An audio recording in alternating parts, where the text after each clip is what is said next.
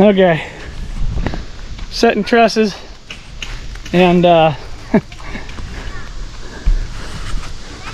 we had a little bit of a problem. Oil started spraying out from underneath my feet.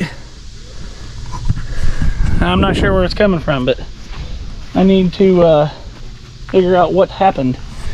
I'm not really sure if like the oil got hot and it pushed it out, or if there's a plug or something that blew out. But somewhere up underneath this seat, it just started spraying oil all over. So we got two up, which is a little fun doing with the tractor and whatnot, but you know, it's what we got. So we're working on it. It's going up pretty easily. We just got to figure out how we're gonna set them and then get everything else put up there. So, but we're figuring it out, even though we don't have any lifts or anything. So, but anyway, that's what's going on. Okay, so this is what happened.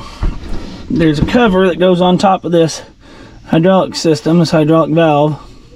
It's also the reservoir for these old tractors. It blew the gasket out. The gasket was getting all worn out, and it blew the gasket out on this cover. So got it all cleaned up. It's underneath the seat on these. And since this one comes with the fancy rusted out seat box, you just get right to it. You don't have to take the seat off. But so I'm gonna RTV that and then bolt it back on, and then put the battery back in here, because the battery sits down under here. And I'll top it back off with oil, and it should be good to go.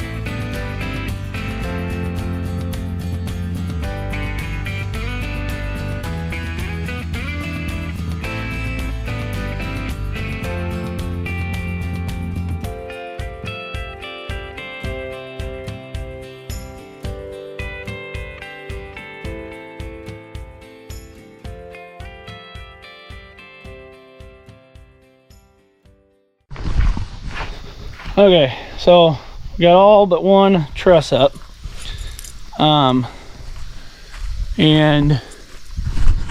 our end wall. So next will be the end wall, and we've got to do some digging out. I've run it over a few times. This one won't be so bad, but this one, especially this one, I about dropped the front end of the tractor into the hole. I was trying to get out around it, but it was too heavy and it about fell in and I collapsed it. So we got some digging to do. Got all the trusses up. They're nailed in on the ends like they're supposed to be. I messed up because Bug was running to go get us fuel for the tractor because it died, and I was nailing in the trusses that we already got up because we put them up, and I was trying to nail them up, and I nailed them up, and she come in and goes, you didn't nail those in yet, have you? And I'm like, yeah, I did. Why?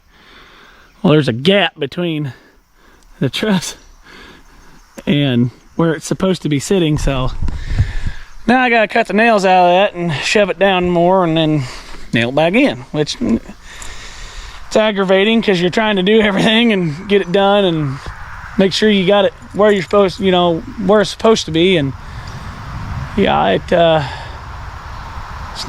didn't work out too well like I planned it, but I still gotta put some bracing in. Probably do that tomorrow. I'll probably start putting a few purlins on top to kind of tie everything in, get it all straightened out as much as I can. I mean, trusses don't need to be perfectly straight, and they won't be perfectly straight because, I mean, when you got something that long and there's no way to get it straight, everything bows and bends, and yeah, it is what it is.